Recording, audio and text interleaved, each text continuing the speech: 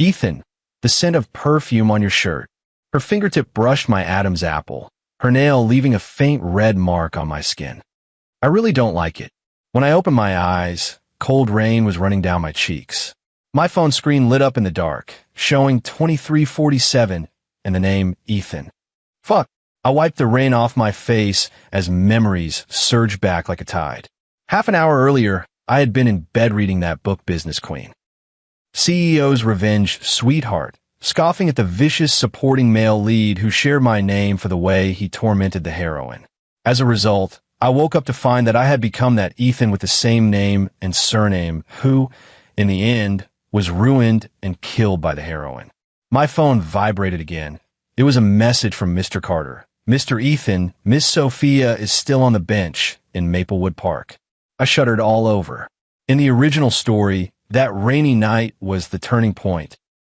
Ethan drove the 18-year-old heroine Sophia out of the house over a trivial matter, causing her to have a high fever for 3 days, after which she completely went dark. Send me your location. After replying, I ran toward the garage. Rain pelted the car windows. My hand on the steering wheel trembled slightly. In the original story, Ethan is a textbook spoiled rich second generation. After his parents died in a car accident, he was granted custody of Sophia. That brute vented all his resentment over his parents' favoritism toward the other family's child on Sophia, not knowing she would grow up to be a domineering force in the business world. The navigation showed 2 kilometers to Maple Park. I glanced at a 24-hour convenience store by the road and slammed on the brakes. 5 minutes later, I ran into the rain carrying the shopping bag. The bag held hot cocoa, a towel, and fever medicine. The original story had Sophia developing chronic illness after this rain. A black shape was curled up on the bench in Maplewood Park. Only when I got closer did I see it was a girl soaked through, her black hair clinging to her pale face, her Western school uniform shirt wet and translucent, faintly revealing well-developed curves beneath. My throat tightened, and I hurriedly looked away. The original person was a beast, but I am not. Sophia? I crouched down under my umbrella. The girl suddenly looked up, revealing a delicate yet deathly pale little face. She instinctively recoiled, the back of her head thudding against the bench's backrest. Don't hit me. I'll go now.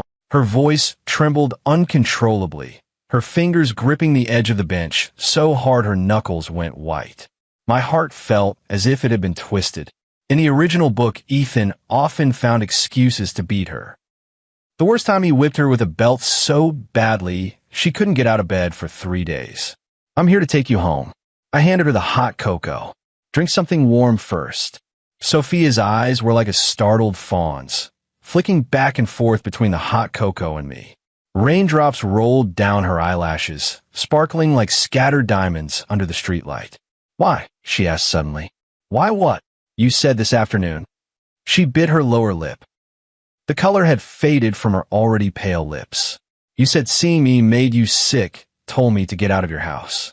I cursed the original owner under my breath, shoved the hot cocoa into her hands and said, I'm possessed. Now the evil spirits have left. Come home with me. Sophia held the paper cup without moving. The steam blurred over her face, making those almond eyes look even deeper. In the original novel, she was described as a beauty tempered into a poisoned blade. Now the blade hasn't been sharpened yet, but its edge is already visible. Your hands are so cold. When my fingertips touched hers, I was startled by the temperature and, without asking, took off my coat and wrapped it around her. Can you walk? Or should I carry you? Sophia suddenly laughed. Not a happy laugh, but that kind of derisive, age-inappropriate cold snort. Ethan, what are you up to this time? She tilted her face up, rain running down her chin into her collar. Last time you said you'd take me for ice cream and ended up locking me in a refrigerated truck. The time before that you promised to buy me new clothes and had me waiting in the fitting room until the mall closed. She counted on her fingers, her voice as light as a feather. This time did you drub my hot cocoa, or are you planning to dumb me halfway? My scalp went numb. The original only wrote that Ethan abused her. It didn't describe it this specifically. No wonder that girl later turned so dark. If it were me, I'd have gone dark too. None of that. I tilted my head back and took a big sip of hot cocoa, then handed the cup back to her. No drugs. I'm really just here to pick you up. Sophia stared at me for a full 10 seconds, then suddenly reached out and took the cup. She drank hurriedly, her Adam's apple bobbing rapidly, brown liquid spilling from the corner of her mouth and running down her neck, pooling into a small hollow at her collarbone. Drink more slowly. I instinctively wiped that drop away with my thumb. She froze, and I froze too. This gesture was too intimate. It wasn't something an abuser would do. As expected, Sophia's eyes immediately grew wary, her body tilting back slightly, looking ready to flee at any moment. Get in the car. I stepped back to give her some space. Go home and take a hot shower, or you'll catch a cold. Sophia didn't move. Holding the now empty paper cup, she said softly, "You've changed." The sound of raindrops hitting the umbrella suddenly grew very loud. My heart raced. The girl was too perceptive. "People change," I said, feigning nonchalance as I shrugged. I suddenly understood a few things. For example, abusing minors is against the law, and you might turn out to be more successful than me in the future. Successful? She scoffed. You even paid my tuition. Then starting today, it's not charity, it's an investment. I held out my hand to her. Future business queen, want to give me a chance to curry favor? Sophia's eyes shone startlingly in the rainy night. She didn't touch my hand. She pushed herself up from the bench, and when she stepped forward, her legs went weak, and she pitched forward. I grabbed her waist in one motion. Through the soaked shirt, I could clearly feel the curve of her waistline. Too thin, it jabbed against my hand. Can you walk? I pretended not to notice her muscles tense for a moment. Sophia shook her head, her face frighteningly pale. I sighed and turned, crouching down. Get on. She hesitated for a few seconds, then slowly climbed onto my back. So light it was unbelievable, like carrying a feather. Rainwater ran from the tips of her hair into the back of my neck, icy and piercing. Hold on. I bounced her legs up a bit. She cried out and wrapped her arms around my neck. On the way back, Sophia was unusually quiet. Only the warmth of her breath fanned at the back of my ear proved she hadn't fainted. When we stopped at a red light, I tilted my head to look at her and found her staring at my profile, her expression so complicated it was hard to read. What are you looking at? I asked. Wait and see when you show your true colors. Her voice was soft with a hint of nasal tone. Ethan wouldn't be this nice. My heart skipped a beat. This girl is too clever. No wonder she's the heroine who will one day turn the business world upside down. Then just consider. I chose my words carefully. That I was possessed by an alien? Sophia didn't smile. She suddenly leaned in close, her nose almost touching my earlobe. Who exactly are you? Warm, humid breath sprayed against my ear, raising goosebumps. My hand gripping the steering wheel tightened, and the car skidded slightly through the curtain of rain. I'm still Ethan, I said, forcing calm, just with a different heart. She was silent for a moment, then suddenly said in a voice only we could hear, then I hope this little core stays a bit longer. Those words sent a chill down the back of my neck. In the original story, Sophia has a signature habit later on. She keeps those who've betrayed her close, watching them crumble little by little. Is she already plotting how to keep me? By the time I got home, Sophia was already half unconscious. I couldn't bother calling Mr. Carter. I carried her straight into the bathroom. Can you wash yourself? I adjusted the water temperature and asked her. Sophia leaned against the tiled wall, her eyes vacant. She tried to undo the shirt buttons, but her fingers trembled so badly she only managed to unfasten two. Through the open collar, I could see her delicate collarbones and the faint outline of her breasts. I turned around immediately. I'll call the maid to help you. No, she suddenly grabbed my wrist with surprising force. They will tell Mr. Daniel. Daniel Johnson was a distant relative of the original owner and had long coveted the Johnson family's wealth. In the original novel, he bribed the servants to watch Sophia and later even tried to assault her. He was the key figure that drove her to fully turn dark. Then be careful yourself. I handed her a towel. I'll go find you some clothes. I closed the bathroom door and let out a long breath. In the original book, Ethan should be partying at the nightclub at this point, not caring at all whether Sophia lives or dies. Now I've changed this crucial juncture. I wonder if it will affect what happens next. Having fetched the pajamas from Sophia's room, the water in the bathroom has already stopped running. I knock on the door. I've left the clothes by the door. No, answer from inside. After waiting another 5 minutes, I couldn't help but knock again. Sophia, are you okay? Still no sound. My heart tightened as I pushed the door open a crack. Can I come in? The bathroom was fogged with steam. Sophia was wearing the t-shirt I'd left by the door, clearly the wrong one. My t-shirt hung on her like a dress, the hem just covering the tops of her thighs. She was on tiptoe reaching for the hairdryer on the cabinet. When she heard the noise, she spun around, wet hair flicking a string of droplets. I'll go out right away. She nervously let go of her skirt, causing the neckline to slip to one side and reveal half her shoulder. I immediately looked away and handed her the nightgown. Put this on. I'll go make you some medicine. In the kitchen, I boiled water while replaying everything in my head.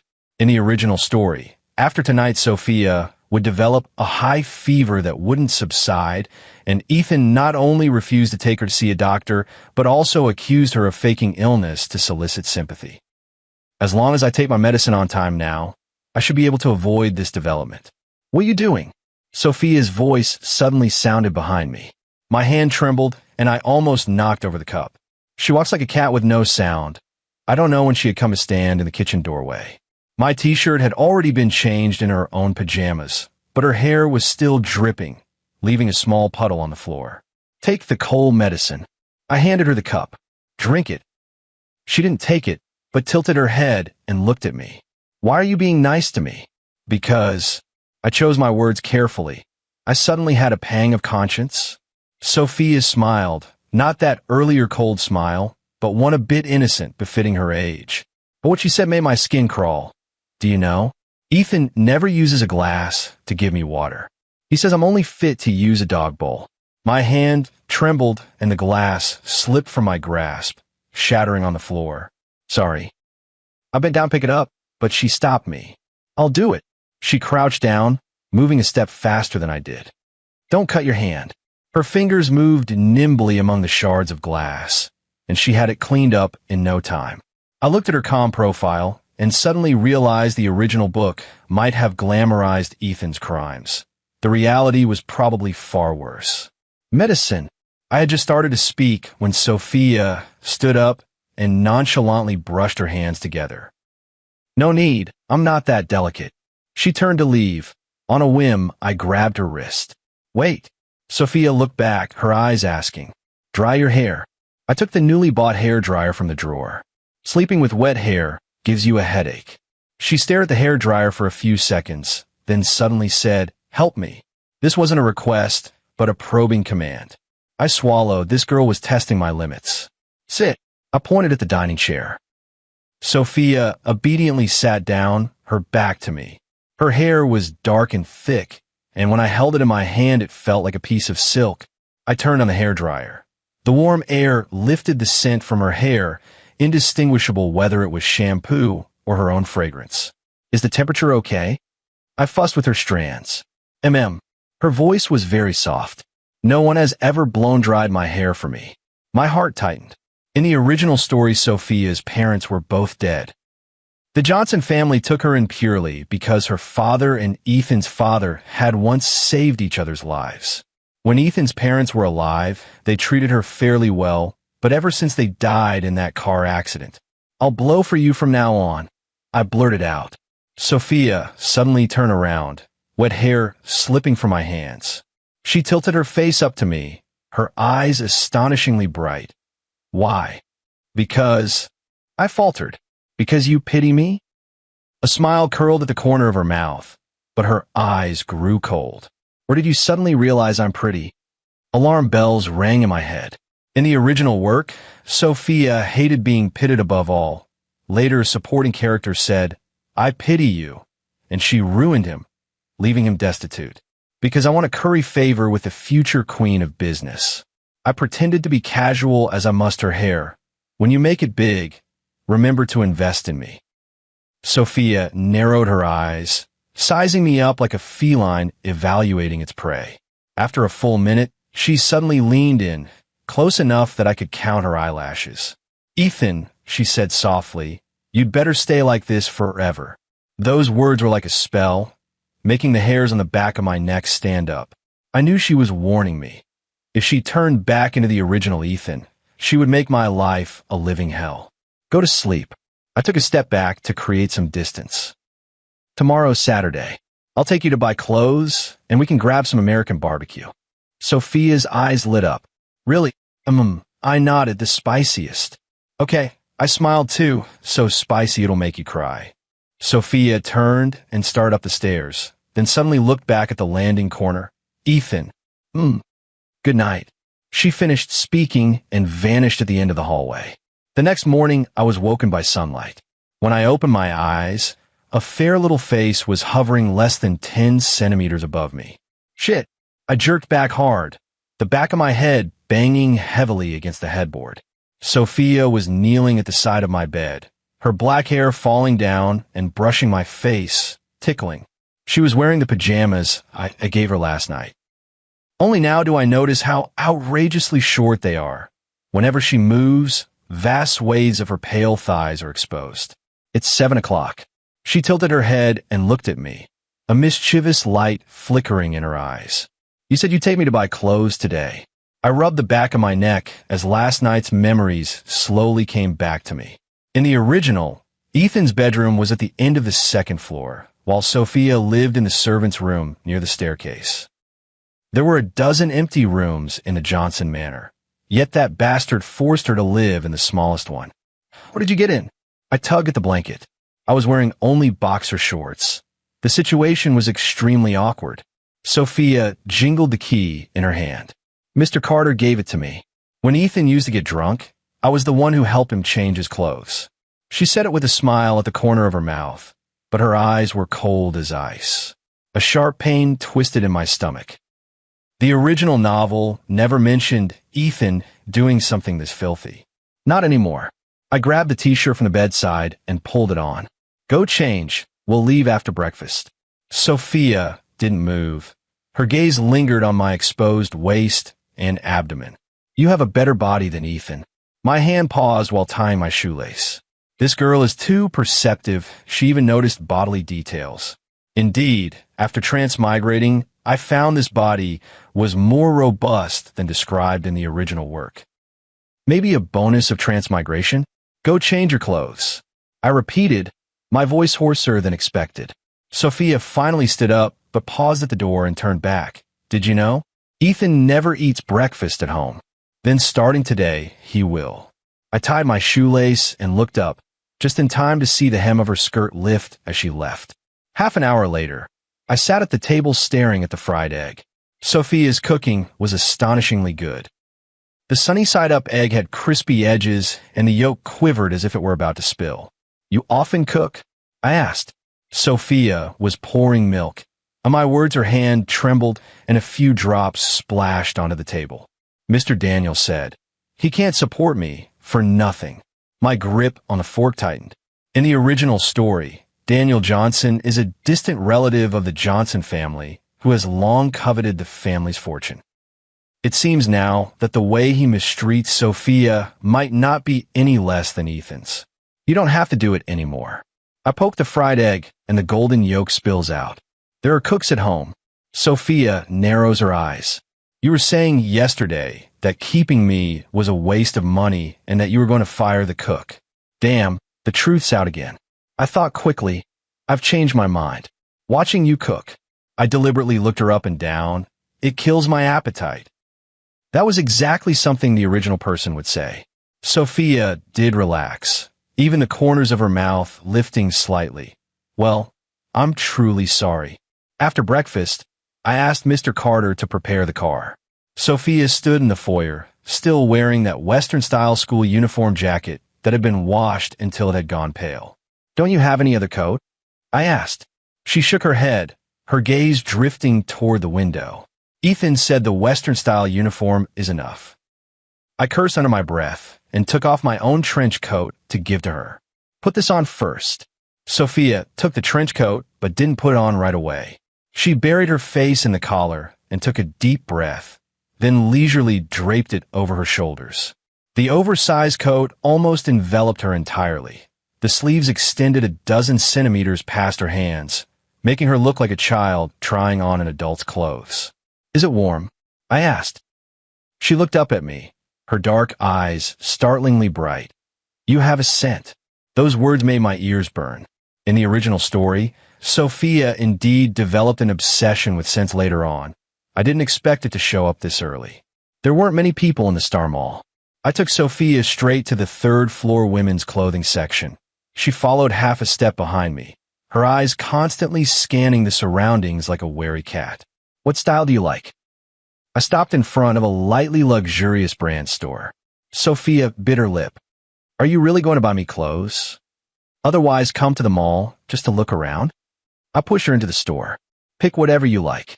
The clerk greeted them warmly, but noticeably cooled when she saw Sophia's Western-style school uniform. Sophia sensed it keenly, her body tensing slightly. "Bring out the latest styles." I took out my black card and slapped it on the counter. Something suitable for her age. The clerk's attitude immediately did a complete 180. Sophia tugged my sleeve furtively. "It's too expensive." "Anyway, the Johnsons have plenty of US dollars," I deliberately said loudly. "If some people look down on others, let's teach her a lesson." The clerk's face went pale. Sophia snorted softly, then straightened her expression, but the amusement in her eyes couldn't be hidden. There was a little accident while trying on clothes.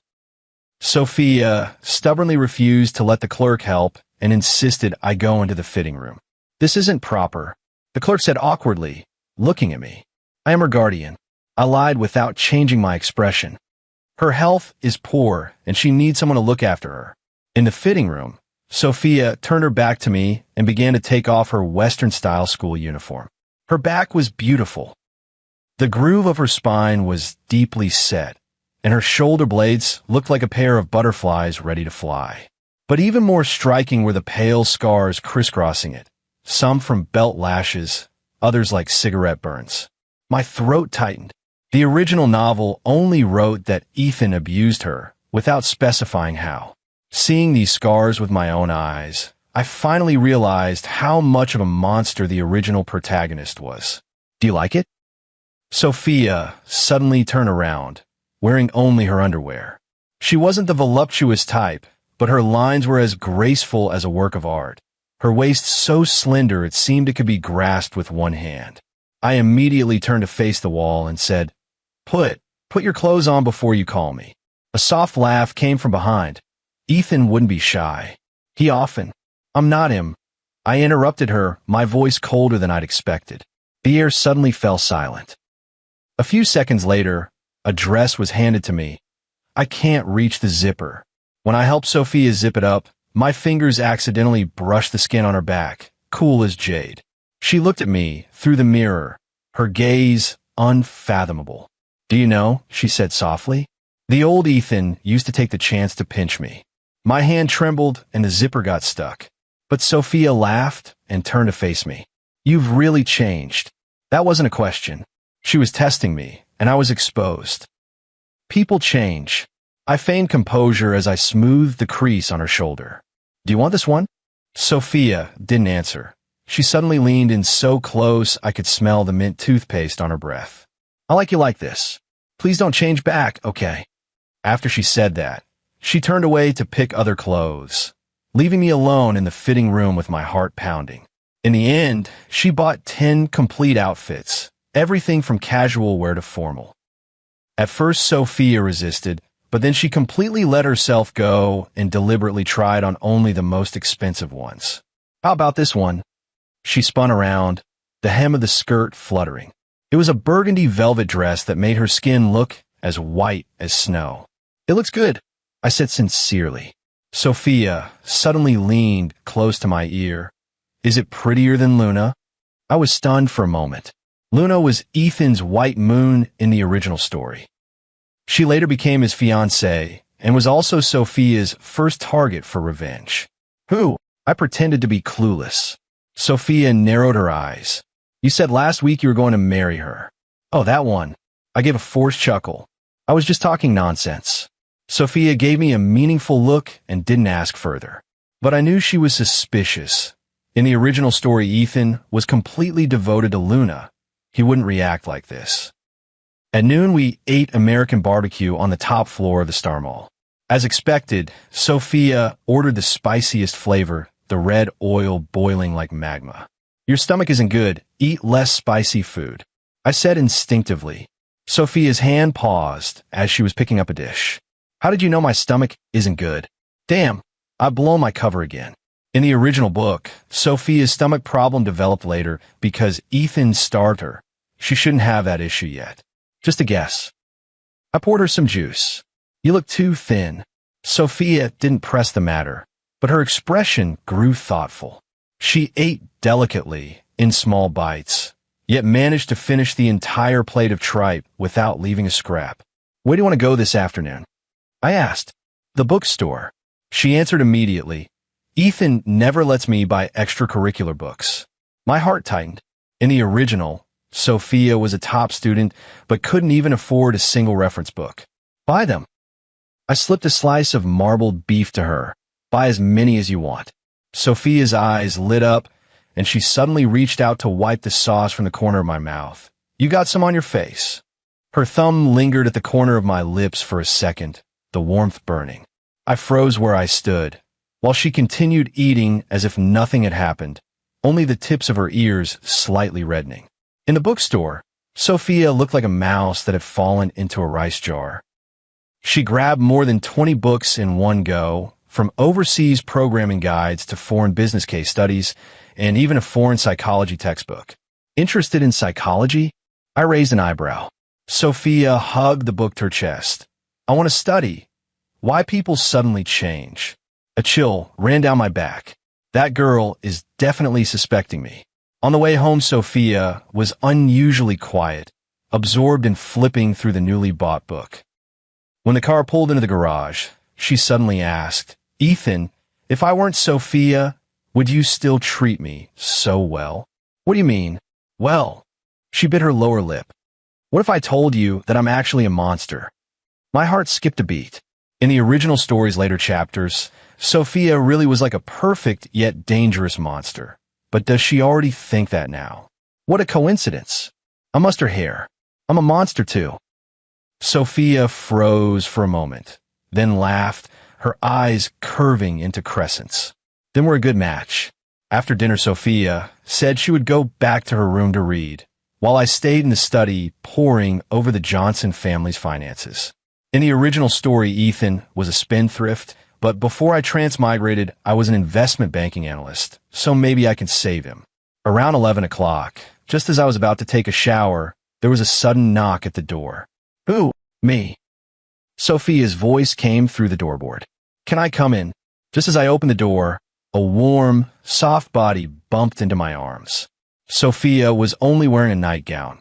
Her hair was damp, and she smelled of shower gel. What's wrong? I froze, not daring to move. I had a nightmare. She buried her face in my chest, voice muffled. I dreamed you turned back. I felt my heart soften and gently patted her back. It was just a dream. Sophia looked up, her eyes astonishingly bright in the dark. Can you sleep with me? Like when Mom used to. That's asking too much. I was about to refuse, but I saw tears glistening at the corner of her eye. In the original story, Sophia lost her mother at 9 and was then tossed around like a ball by relatives until she was adopted by the Johnson family. Just tonight, I relented. You take the bed. I'll sleep on the floor. Sophia pouted. The floor is cold. Then I'll go get a blanket. Ethan. She suddenly called me by my full name. What are you afraid of? What am I afraid of? I'm afraid you'll eventually ruin my family. Afraid you'll find out I'm not the original person. Afraid that my current softness will get me killed. I was afraid you'd kick off the blanket, I finally said. Sophia smiled and pulled me to sit at the edge of the bed. Tell me a story. About what? Tell me. Her fingers traced my Adam's apple. How you became a completely different person overnight. My Adam's apple bobbed. Her fingertips were icy, like a little snake. I told you I'm possessed by an alien. Do you believe me? Sophia shook her head, her fingers moving to my chest. This isn't the same. The old Ethan. She suddenly pressed hard. Your heartbeat isn't this fast. I grabbed her restless hand. Sophia, what on earth are you trying to do? Just making sure. She leaned in, her breath fanning my ear. Are you really Ethan? The next second, something cold pressed against my neck. I looked down and saw that Sophia had, at some point, acquired a fruit knife in her hand. Do you know, she whispered, the tip of the knife sliding lightly across my Adam's apple. Ethan has a birthmark on his right shoulder, shaped like a crescent moon. Her gaze fell on my bare right shoulder. Yours is gone. My blood ran cold. There really wasn't a birthmark, but I hadn't expected Sophia to remember even a detail like that. Who are you? Her voice remained gentle, but the knife in her hand pressed harder. Where's the real Ethan? The pain of the blade, piercing my skin, snapped me awake. In the original book, Sophia did have this dual nature, appearing obedient on the surface, but actually obsessively pathological. If I told you, I slowly raised both hands, I'm Ethan from another world, would you believe me? Sophia narrowed her eyes. Tell me, when you were 10, you were almost assaulted by Mr. Daniel. It was Mr. and Mrs. Ethan who saved you. Only they and you know about this. Not even the original owner. Ethan knows. I said word by word. You have a small mole next to the third vertebra on your back. Your mother called it an angel's kiss. Sophia's hand began to tremble. What else? You will become a business queen someday, worth tens of billions of dollars. But you'll grow very lonely, because everyone who gets close to you will have ulterior motives. I gently took the knife from her hand. I don't want to see you like that. The knife clattered to the floor. Sophia flung herself into my arms, trembling all over. You're really not him? No. I patted her back lightly. But I can do better than he did. Sophia looked up, a strange light flashing in her eyes. You won't leave, right? That question was dangerous. In the original story, Ethan tried to escape in the end and had his leg broken by Sophia. I won't. I lied. Sophia smiled, and that smile sent a chill down my spine. You better keep your word. She leaned close to my ear and whispered, otherwise I'll find you, no matter which world you're in. I heard that voice while I was hosting Sophia's 20th birthday party abroad. Ding! Mission completion 100%. The host may choose to return to the original world within 24 hours. Failure to choose within the time limit will result in permanent stay in this world. The champagne glass slipped from my hand and shattered into countless pieces on the marble floor. All the guests in the restaurant looked over, including Sophia, who was cutting the cake. What's wrong? She set down the cake knife and walked toward me. Her high heels clicked crisply over the shards of glass. The frail girl from 3 years ago had blossomed into a striking beauty, a red dress like a burning flame. Nothing. I forced a smile. My hand slipped. Sophia narrowed her eyes. I'm all too familiar with that look. She can see through me every time I lie. But today she didn't press. She just called over a waiter to clear the shards, then linked her arm through mine. Make a wish. I handed her the fresh glass. Sophia took the glass, but her gaze stayed fixed on me. My wish is... She leaned close to my ear, warm breath fanning my oracle. I'll always be with you. A chill ran down my spine. Over the past 3 years, I had trained the abused girl from the original story into an even more outstanding business prodigy than in the original, but I had also raised an even more obsessive, twisted Yandere. After the banquet, Sophia insisted on driving. Her Porsche was the one I gave her at last year's birthday party abroad. It's been modified to be track ready. You're acting strange today. She held the steering wheel with one hand, the other hand resting on my thigh. It started when you broke the glass. I stared at the streets rushing by outside the window, pondering how to explain something like my mission is done and I can go home now. Company stuff. I said casually to brush it off. Sophia's fingers suddenly tightened. Lying. The car suddenly accelerated, blasting up to 120 on a road limited to 60. I grabbed the handrail. Sophia, tell the truth. Her voice was terrifyingly calm. Or we'll die together on this road. I turned to look at her. Her profile flickered under the streetlight, a familiar, sickly smile playing at the corner of her mouth. I've seen it far too many times these past 3 years. Whenever she felt she was about to lose something, this destructive streak would surface. Let's go home, I said, holding her trembling hand. I promise. The apartment is a duplex on the top floor. 3 years ago, I bought and opened up the entire level just to make Sophia more comfortable. The moment she came in, she pinned me against the hallway wall. Tell me now. Her knee pressed between my legs, her fingers gripping my tie. You looked at the clock 17 times tonight, checked the phone in your pocket 5 times, drank 3 glasses but didn't touch a single piece of cake. With every detail, she tightened the tie a notch. Ethan, do you think I'm blind? My throat tightened. This girl was sharper than the original described, or rather, her attention to me had already reached a perverse level. The system tells me the mission is complete. I chose to be partly honest. I can go back to my original world. Sophia's expression froze. For a moment, I thought she would cry, but she simply loosened my tie slowly and turned toward the liquor cabinet. When she poured 2 glasses of whiskey, her hands steady to an incredible degree. Within 24 hours. Oh. She handed me a glass and tipped back the other. So you're going to abandon me? Cracks appeared in the glass in her hand. I hurriedly grabbed her hand and pried it open.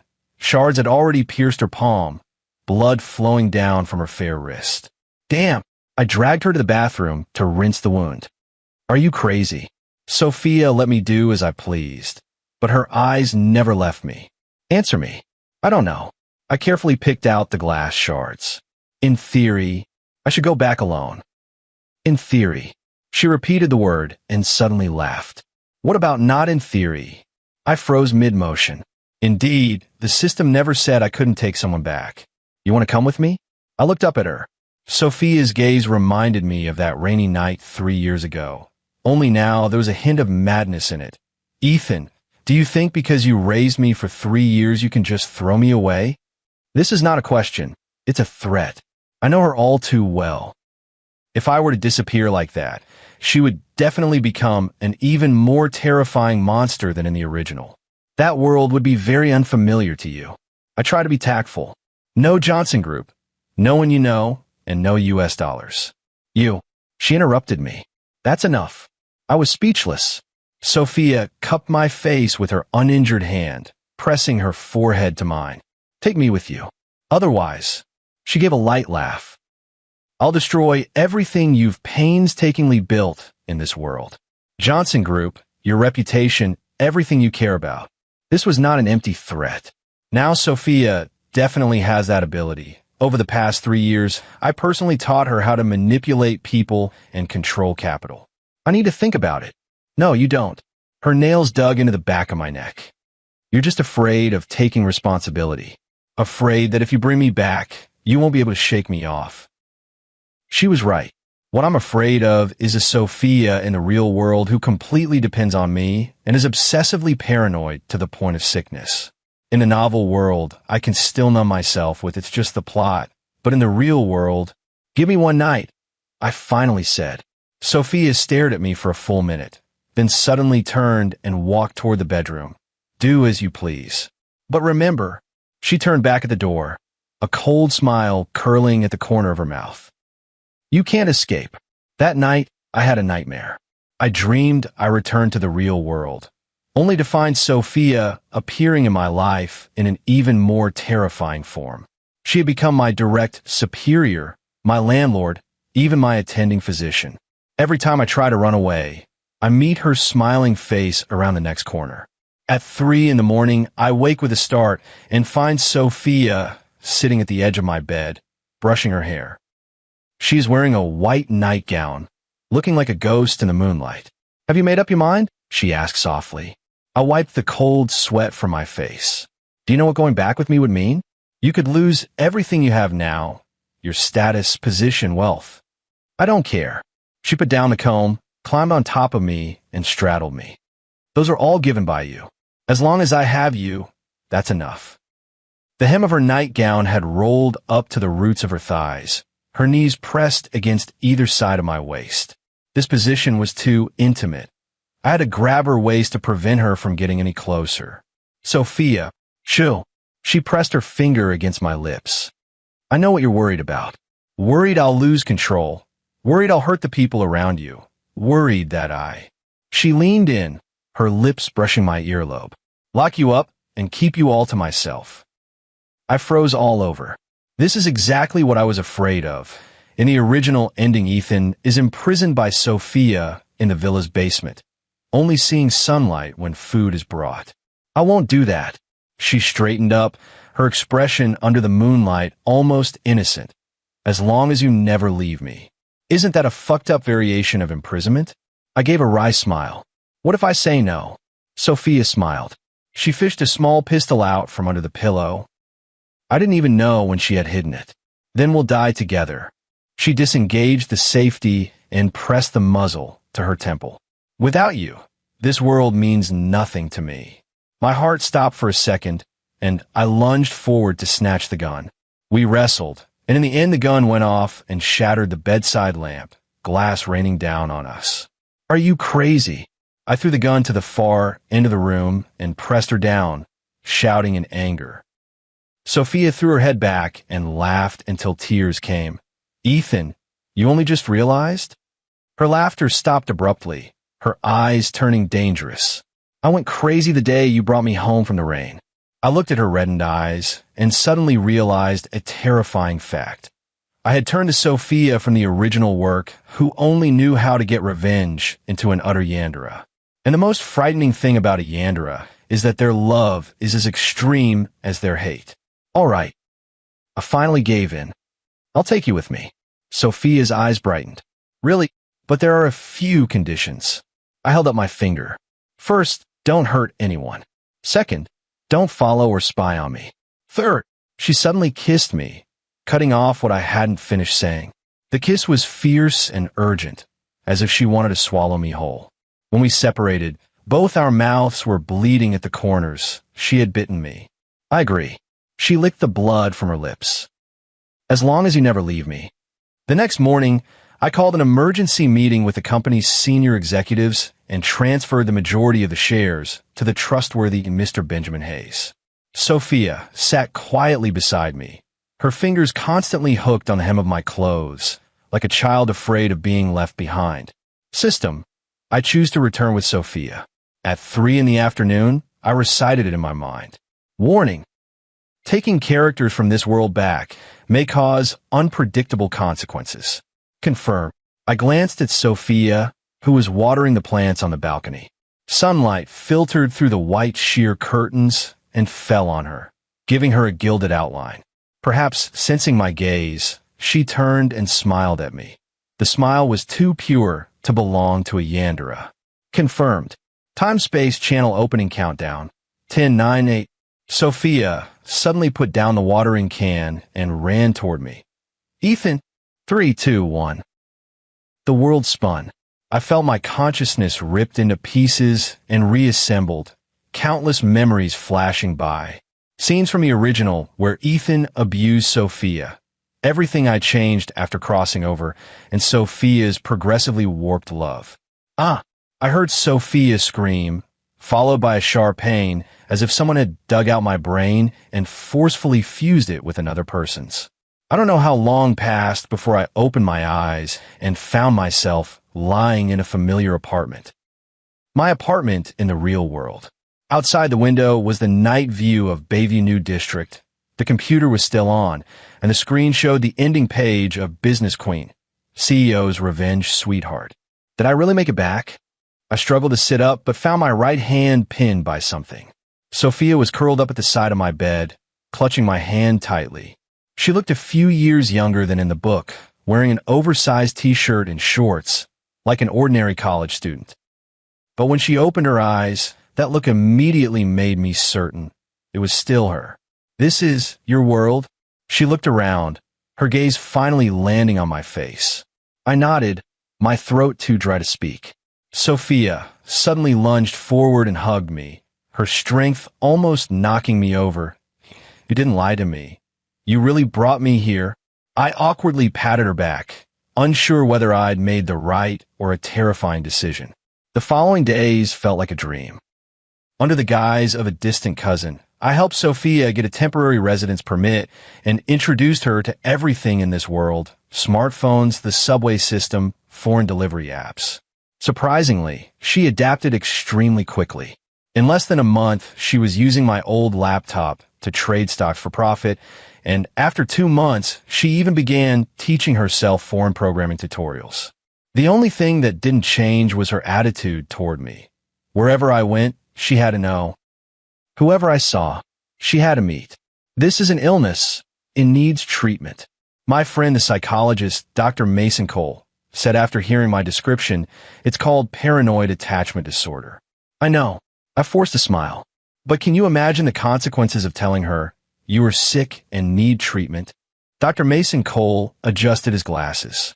She will kill that doctor, then lock you up. A chill ran through me. He wasn't wrong. Last week, I had only chatted a little more with Olivia Reed, and that night Sophia got me drunk and bit a bleeding tooth mark into my chest. This is the mark. She licked the bead of blood away and said with a smile, next time it'll be her.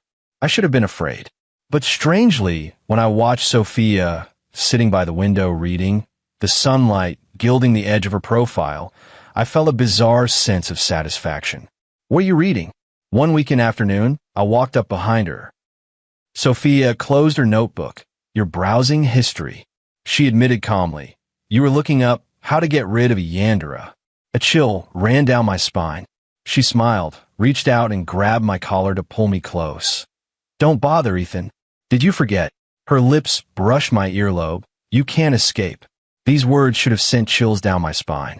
But when she tilted her head up and kissed me, I found myself kissing her back. In the moments our lips and teeth tangled, I vaguely thought, maybe being loved by a Yandera is itself a kind of sweet curse.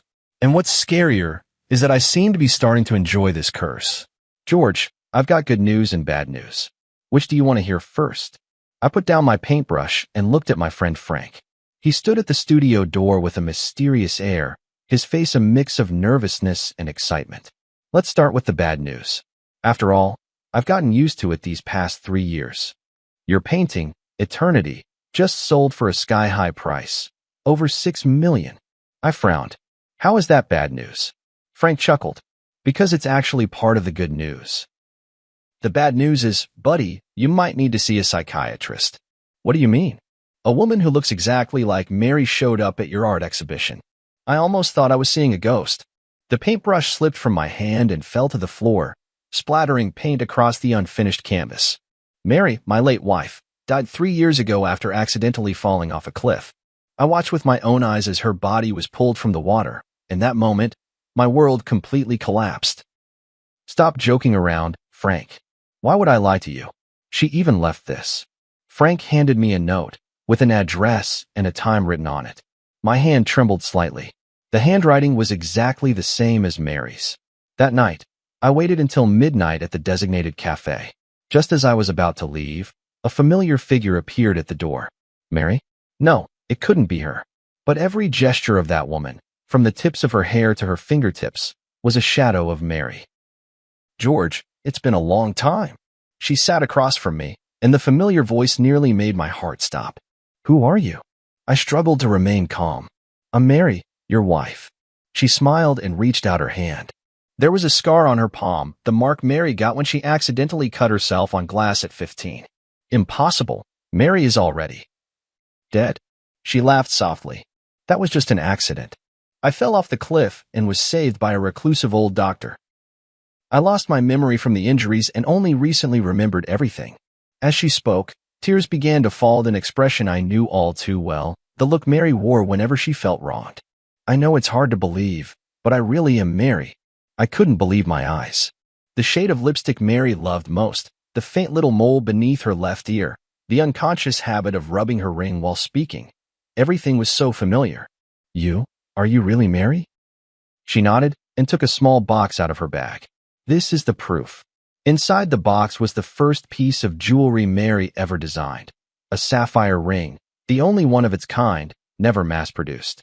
I brought it with me that day because I wanted to surprise you. I suddenly stood up and pulled her into my arms. 3 years of longing surged over me like a tide. I held her tightly, afraid that if I let go, she would disappear again. On the way home, she told me about her experiences over the past 3 years. She was rescued by an old doctor in the mountains, lost her memory due to a severe head injury, and lived in a remote mountain village for more than 2 years. It wasn't until she happened to see a poster for my art exhibition that her memory gradually returned. The next day, I took her to see Frank.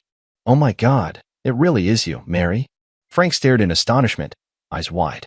"Frank, it's been a long time." She greeted him with a smile, exactly as I remembered. Frank pulled me aside and whispered, "Man, this is unbelievable, but I really believe it's her. Who else but Mary could call me by my childhood nickname so accurately? That was something only the two of you knew." A week later, Mary officially returned. We held a small welcome party for her. Her mother was so overwhelmed that she fainted, and when she woke up, she clung to her daughter and refused to let go. But that night, I noticed the first sign that something was off. Mary never ate mangoes because she was severely allergic. Yet the returned Mary absent-mindedly tasted a mango dessert and was perfectly fine. "Aren't you allergic to mangoes?" I asked. She paused for a moment, then quickly laughed and said, "Oh, that old Chinese doctor cured my allergy. He's really amazing." I nodded, but in my heart, I marked the first question mark. Is this really my wife? A month passed quickly, and Mary blended perfectly into our lives. She knew the location of every item in the house, remembered our shared memories, and could even accurately name friends we hadn't contacted in years. But those subtle feelings of discord kept growing. For example, the real Mary liked to listen to classical music, especially Debussy, while designing jewelry. But she would always unconsciously hum along to pop songs. Mary always habitually used her left hand to hold chopsticks, even though she knew it was wrong. She just couldn't change. But she was a standard right-handed user. The most obvious difference appeared that night when I accidentally caught her smoking in the bedroom. The real Mary hated the smell of smoke. Even when I came home from social events with a faint scent of cigarettes, she would frown. "When did you start smoking?" I stood at the doorway, my voice soft. She was clearly startled, hastily snuffing out the cigarette. This is a herbal cigarette for treating insomnia, prescribed by an old Chinese doctor." I nodded, not pressing further, but the doubts in my heart only grew deeper. The next day, I went to find Frank. "Help me check if, in the past 3 years, plastic surgery technology has advanced enough to achieve this level." Frank's eyes widened. "You mean, she's not Mary?" "I'm not sure, but there are always some things that don't add up." 2 days later, Frank brought news. High-end plastic surgery can make faces look similar, but it can't replicate the exact placement of scars or moles. And there's a limit to how well someone can imitate a voice. What if it was a twin? Frank shook his head. "Mary is an only child. We all know that." I decided not to show my feelings for now and to keep observing. A week later, Mary's mother came to my house with astonishing news. "George, Mary is going to have a baby," my mother-in-law told me excitedly. I stood there stunned. Before we got married, Mary had been diagnosed with uterine hypoplasia. The doctor had made it clear she could never get pregnant. This was our shared secret. Not even my mother-in-law knew. How do you know that?" I managed to ask. "Mary told me this morning. She said she already had a checkup. It's been 2 months. My mother-in-law happily grabbed my hand. "It's a blessing from above. Mary survived death, and now she can bring us new life." My heart sank to the bottom. This absolutely could not be Mary. That night, I dug out the hospital's diagnosis certificate in my study, which clearly stated the condition of Mary's uterus. But when I wanted to talk to Mary about it, I found her in the bedroom, excitedly discussing the decoration of the nursery with my mother-in-law. "Mary, could you come here for a moment?" I called her calmly. She followed me into the study, still wearing a blissful smile on her face. "Did you forget about this?" I handed her the diagnosis certificate. She took it and glanced at it, her face instantly turning pale. "George, I can explain." "Explain what?" "Explain that you're not Mary at all." Mother-in-law heard the commotion and walked in. "What's going on with you two?" "Mom, take a look at this." I handed her the proof. My mother-in-law read it, then looked at Mary in astonishment. What's going on? Mary, you can't have children. Of course she can, I sneered, because she's not Mary at all. My mother-in-law's face changed dramatically. What nonsense are you talking about? I can explain. She hurriedly grabbed my mother-in-law's hand. That old Chinese doctor not only saved my life, but also cured my uterine problem. It's a miracle, truly. My mother-in-law looked at me, then at her, hesitating. George, you're being too paranoid. My mother-in-law finally took her daughter's side. Mary has come back with great difficulty. You should cherish her, not doubt her. Yes, George, I know this is hard to accept, but miracles do happen. Tears welled up in her eyes. Haven't we always wanted a child? Now we can finally have our own baby. I looked at her face, identical to Mary's, yet I became more certain in my heart. This woman was not my wife. All right, I believe you. I smiled, deciding to go along with their story for now. Let's wait together for this miracle to happen. That night, I secretly contacted a private detective. My mother-in-law gladly accepted her daughter's explanation, even suggesting she move in with us to take care of Mary during her pregnancy. Outwardly, I agreed, but inside I grew even more wary. This was no coincidence. There had to be some kind of plot. Mom, haven't you always lived in Haicheng? Won't it be hard to get used to living here? I probed cautiously. For my grandson, I'm willing to endure any inconvenience, my mother-in-law said firmly. I noticed a fleeting unnatural expression on Mary's face. Could the truth be connected to my mother-in-law? On the third day after my mother-in-law moved in, I discovered more suspicious details. For example, the real Mary never drank coffee, but she and my mother-in-law often enjoyed it together. Also, Mary's favorite movie was Roman Holiday, but she claimed to prefer Titanic. The strangest thing is, Mary used to despise her cousin Tom when she was alive, but now he visits frequently and chats and laughs with Mary as if they're old friends. I told Frank about these discoveries. Buddy, things are getting more and more suspicious, Frank frowned. Are you sure you want to keep going like this? Why not just expose her directly? It's not the right time yet. I want to find out what they're really after. The private detective's investigation also made progress. The so-called old Chinese doctor who had saved Mary did not exist at all, and Mary's whereabouts over the past 3 years were completely untraceable. More importantly, the private detective uncovered a shocking fact during the investigation. Mary's cousin Tom was deeply in debt from gambling, and the painting Eternity under my name, worth over $6 million, was his only hope for quick cash. They're after your painting, the private detective asserted, and this fake Mary is likely a professional identity fraudster, hired to win your trust. I took a deep breath and decided to take the initiative. That afternoon, I pretended to go out, but secretly returned home and hid in the study. Sure enough, Mary and her cousin Tom were whispering to each other in the living room. It's taking too long, Tom said irritably. How much longer until he sells the painting? Don't worry, she soothed him. I'm already pregnant, and now he completely believes I'm Mary. In a little while, I'll say I want to move to a better neighborhood for the sake of the baby, and then we'll naturally need to sell the painting to raise money. You're really pregnant? That wasn't part of the plan. It was an accident, but it works to our advantage. George wants a child so badly. Does Annie know the truth? She only knows we're trying to scam money, not the specific plan. But she hates George, thinks he caused her daughter's death, so she's more than happy to help. I clenched my fists. So my mother-in-law had always believed that Mary's accident was somehow my fault.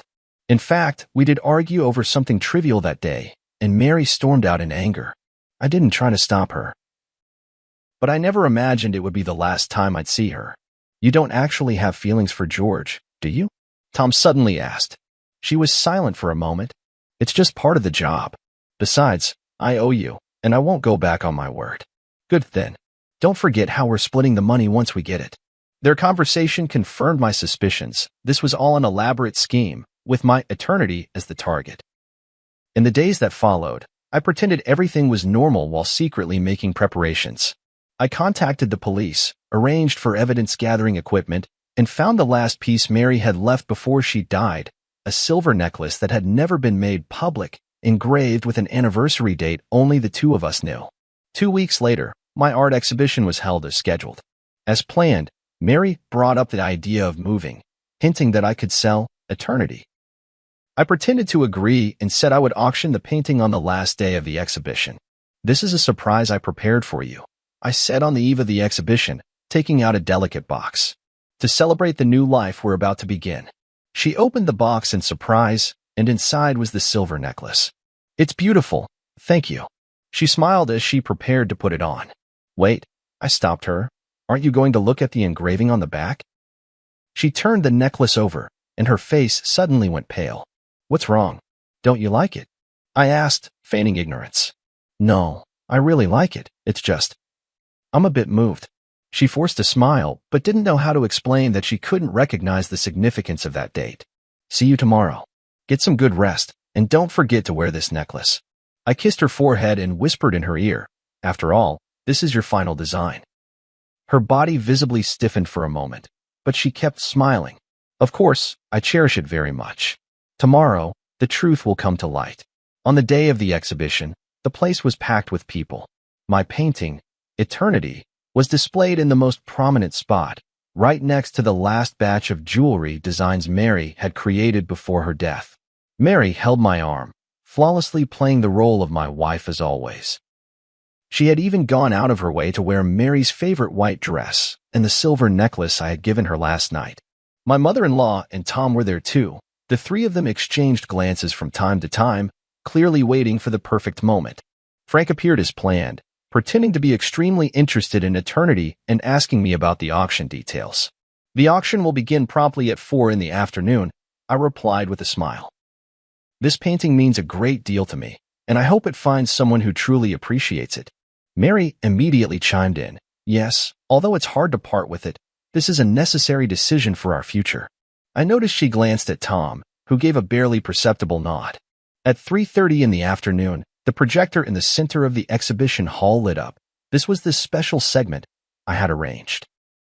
Ladies and gentlemen, I stood in front of Eternity. Before the auction begins, I'd like to share a little story about this painting.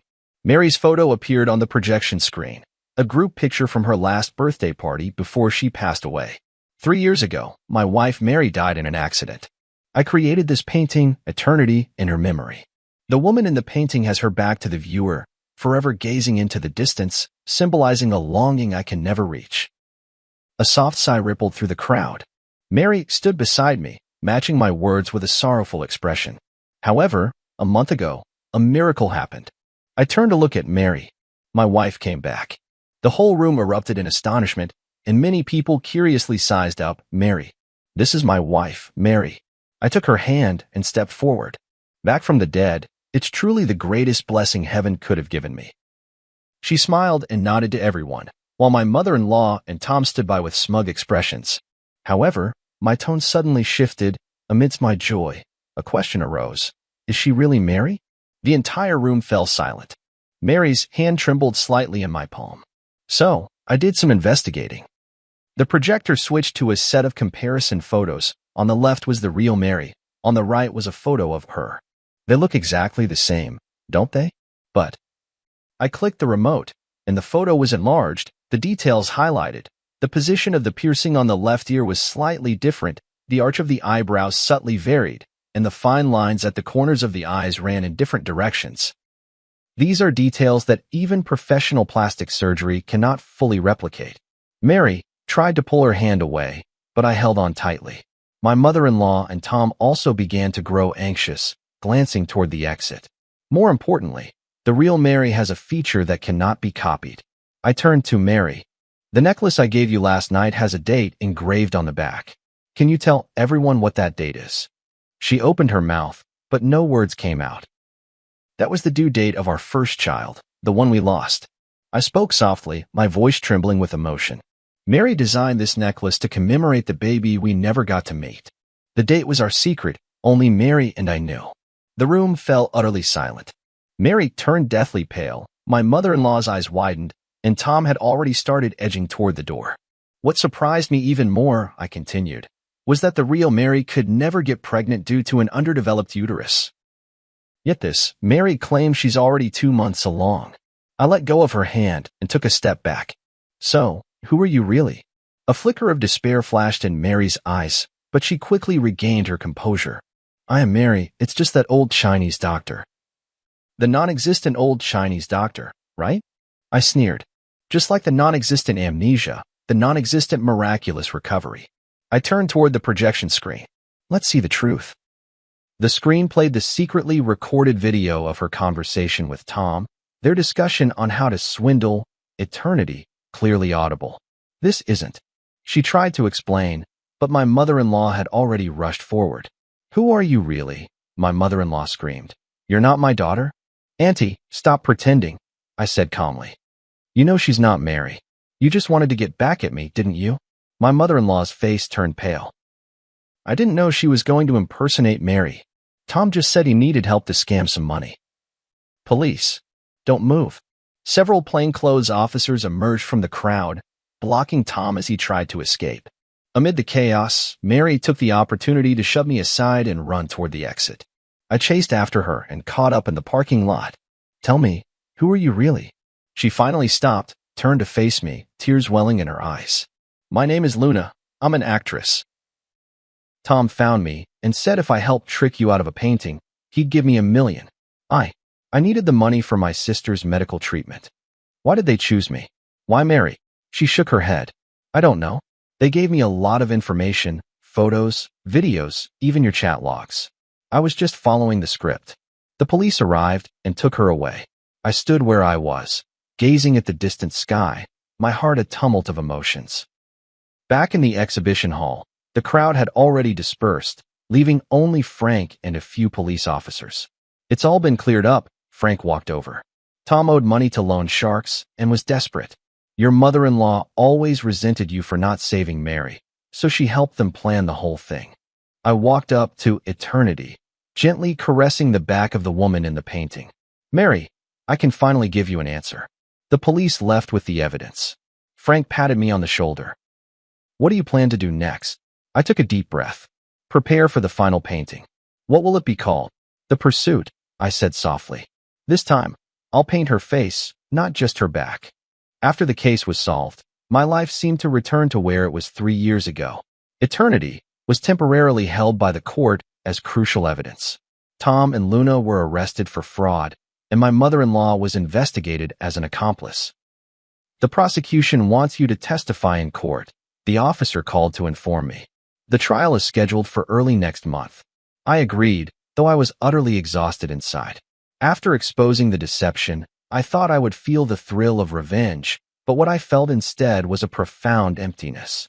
Those days spent with Mary that month had allowed me to feel a trace of warmth in life again, even if that warmth was born of lies. Frank often came to see me, worried I might fall into despair once more. I told him not to worry, that I was working on a new piece, The Pursuit. Are you really going to paint Mary's face from the front? Frank asked curiously. For the past 3 years, you've always refused to do that. It's time, I replied. We can't live in the past forever. I moved out of the apartment I had shared with Mary and returned to the old house in the suburbs, the place where the real Mary and I had first made our home. The dust-laden memories in the house brought me both pain and comfort. Mary's studio remained just as she had left it, design sketches scattered across the table, unfinished jewelry drafts pinned to the drawing board. One afternoon, while sorting through Mary's belongings, I discovered an encrypted external hard drive. After several attempts, I finally unlocked it using our wedding anniversary as the password. Inside were backups of Mary's design works, along with some personal photos and videos. One folder in particular caught my attention. Inside a folder named Plan was a series of jewelry design sketches, labeled George's Birthday Special Project. It was then I remembered that, in the months before Mary passed away, she often spoke mysteriously about giving me an unparalleled birthday surprise. Leafing through these design drafts, I couldn't help but be moved to tears. Mary had planned to design a jewelry collection inspired by my paintings over the years, with each piece corresponding to a representative work from my artistic career. The last page was a sketch of a ring, with a dark red stone set in the center, its edges adorned with tiny diamonds, closely resembling the sunrise in my early work, Dawn. This is blood amber? I examined the notes carefully, confirming the name of this rare gemstone. Mary's designs had always been bold, but blood amber is extremely rare in the Chinese market, almost impossible to acquire.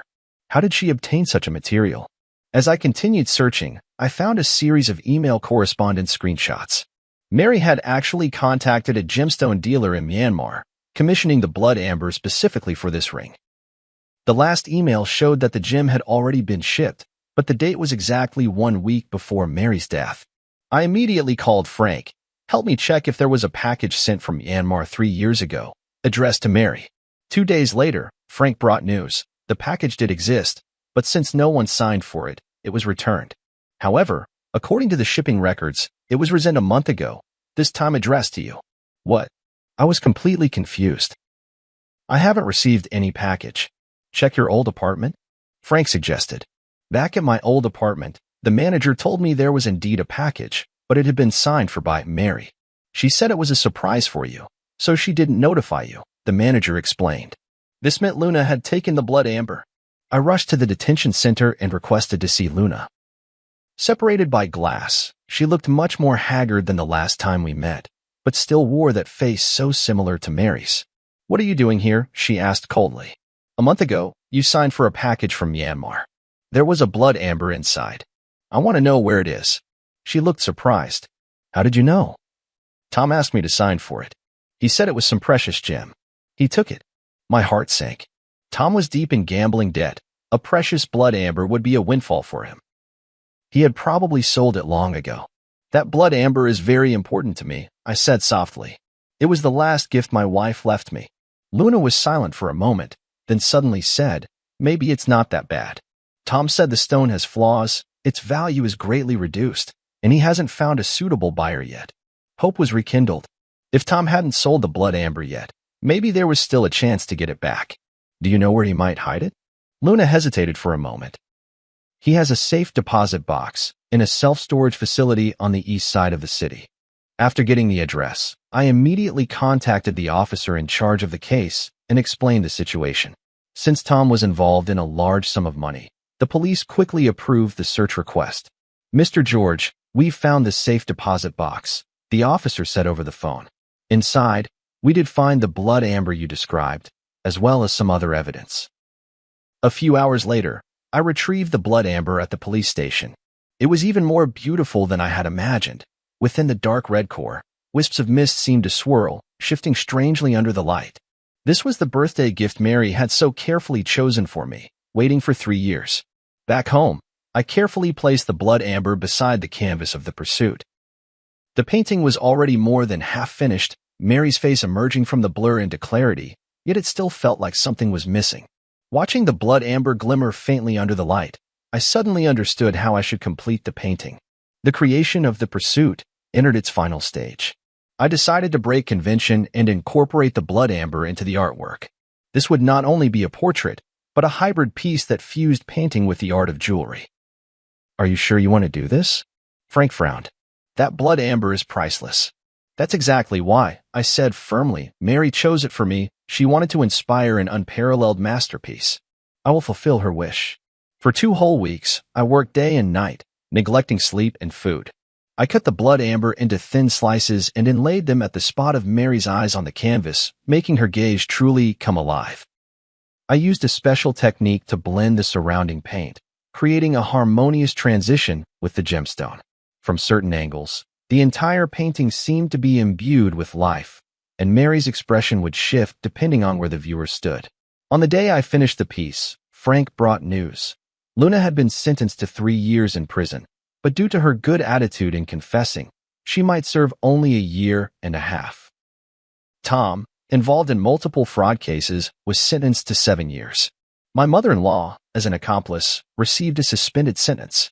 The case is finally over, Frank said. Are you planning to exhibit your painting? Yes. Next month there will be a solo exhibition at the National Art Museum, and The Pursuit will be the grand finale. The curator couldn't stop praising this piece, believing it represents the innovative direction of contemporary art and marks the pinnacle of my career. Indeed, this painting, which incorporates Mary's jewelry design concepts, is in some sense a creation we made together. On the eve of the exhibition, I checked the arrangement in the gallery alone one last time, making sure every piece was perfectly lit and positioned. When I reached The Pursuit, I couldn't help but stop and gaze at it. Mary's face was vividly lifelike, her eyes inlaid with blood amber gleaming under the spotlight, as if she were smiling at me. For the first time in 3 years, I faced her directly, no longer painting only her back. "Mr. George," a stranger's voice called from behind. "Sorry to disturb you, but the gallery has been cleared." He turned around to see a young woman dressed in the museum's staff uniform. "And you are?" "I'm the new curator, responsible for security in your exhibition area," she explained with a smile. "I really like your work, especially this piece, The Pursuit." "Thank you." I nodded. "I'll be leaving soon." She didn't leave, but continued to gaze at the painting. "That red gem is beautiful, almost as if it's alive." "It's blood amber," I explained, "a very rare gemstone." "I know," she said softly, "top-grade blood amber from Myanmar, containing plant fossils, extremely rare." I looked at her in surprise. "You know a lot about jewelry?" She smiled. "I studied jewelry design. I'm just working part-time here." For some reason, Mary suddenly came to mind. She, too, had an almost obsessive passion for and expertise in gemstones. "If you don't mind me asking, who is the woman in this painting?" she asked. "My wife," I replied. "She passed away 3 years ago. She was a jewelry designer." "I'm very sorry," she said sincerely, then gestured toward the blood amber. "This gem must mean a great deal to you. It was the last birthday gift she chose for me before she died, but I only found it recently." She nodded thoughtfully. "Setting it into her portrait is the best way to remember her." For some reason, talking with this unfamiliar woman brought me a strange sense of calm. Perhaps it was her love for jewelry that reminded me of Mary. "Sorry, I have to continue my rounds." She glanced at her watch. "See you tomorrow, Mr. George." "See you tomorrow," I replied, watching her leave. On the way home, I felt an unusual peace. The completion of The Pursuit seemed to mark the end of my search for Mary as well. Not forgetting, but remembering her forever in another way. The next day, the exhibition's opening ceremony attracted numerous figures from the art world and the media. The Pursuit undoubtedly became the center of attention, with people marveling at this innovative form of artistic expression. Amid the crowd, I noticed that curator standing aside, watching as well.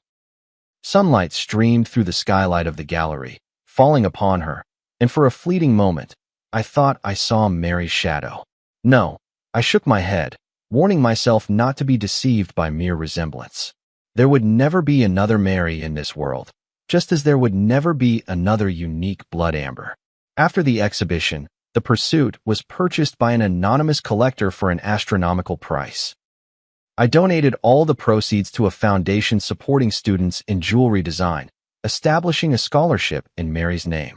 Life slowly moved forward, and I began to accept new commissions and create new works.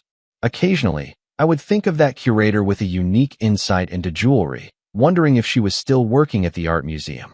Until one day, I received an email from HL. There were no words, only an image. A sketch of a ring design, the style strikingly similar to Mary's unfinished series.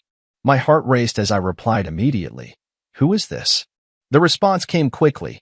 "Yesterday, you brushed past me by the cafe on the street corner, but you didn't recognize me. If you want to know more, wait for me at the museum entrance at noon tomorrow." Is it that librarian? How could she have a design so reminiscent of Mary's style? Filled with anxiety and anticipation, I decided to accept the invitation and find out for myself. The next day at noon, I arrived at the art museum half an hour early. The sun was shining, and small groups of visitors were coming and going from the exhibition hall. But there was no sign of the mysterious person. Just as I began to suspect this might be some kind of prank, a faint trace of perfume drifted by, a scent unfamiliar to me, yet it inexplicably reminded me of Mary. "Mr. George, thank you for coming." The voice behind me made me turn around. It was the curator. Today, she wasn't wearing her uniform, but a simple white dress, completely different from Mary's style when she was alive. "Did you send the email?" I asked directly. She nodded. "There are some things I want to tell you, but not here. Will you come with me?" We walked through the small park beside the art museum and arrived at a secluded cafe. The whole time, I kept observing her. Her mannerisms, the way she walked, none of it resembled Mary. Yet her sensitivity to detail and her focused attention gave me a strange sense of familiarity. "Who are you, really?" The moment we sat down, I couldn't wait to ask. "My name is Nicole." She looked me straight in the eye. "I'm Mary's student." This answer caught me off guard. Mary had indeed taught jewelry design part-time at the Design Academy before she passed away, but she had never mentioned having any particularly close students. I took her advanced design class the year before she passed, Nicole explained. Her guidance benefited me for a lifetime. That still doesn't explain why your designs resemble her style so much, I said, half convinced. Nicole took a folder out of her bag. These are all notes from Ms. Nicole's class and her feedback on my work. You can look at the handwriting and confirm that it's really hers. I carefully examined the materials. It was indeed Mary's handwriting. There were even traces of the pale purple ink she habitually used. Before Ms. Nicole passed away, she was guiding me on my graduation project, Nicole continued. The theme was interwoven light and shadow, blending Eastern and Western aesthetic elements.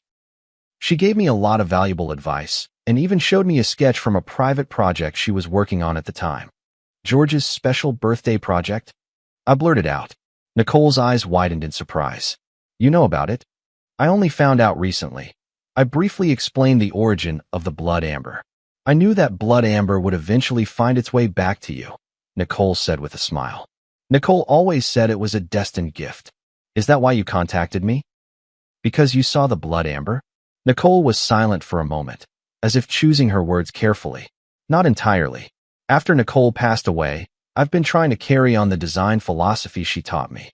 Some time ago, I happened to see the news about your eternity being stolen, and then I saw someone impersonating Nicole. I thought I should tell you a few things. She took a letter out of her bag. This is the last letter Nicole gave me after class before she passed away. She said if her surprise plan went smoothly, I should show you this letter. If anything went wrong and she was gone, I should still make sure you see it. I took the envelope. It was indeed Mary's handwriting, and it read, "To my dearest husband." The envelope had already been opened. I didn't know what was in the letter at the time. I just kept it as Nicole instructed, Nicole explained. It wasn't until I saw the news that I opened it. I hope you won't blame me. I carefully took out the letter paper and unfolded it to read. Dear George, if you are reading this letter, perhaps my surprise plan has gone awry. Don't worry, it's just that the plan has changed, and the form of the gift may be different now.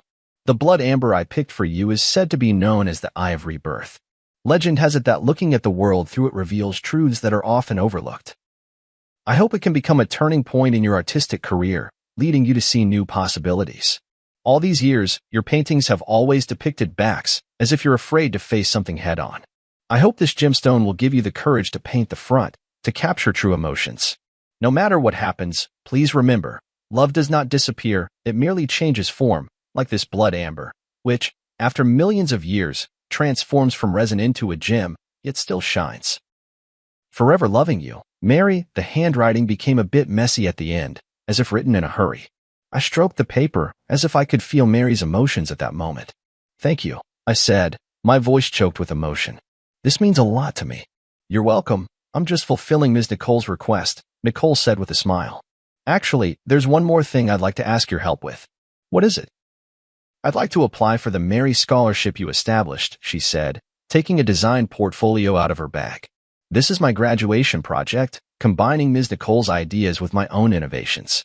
As I flipped through the portfolio, I was surprised to find that while these designs bore traces of Mary's influence, they also possessed a unique style and innovative touches.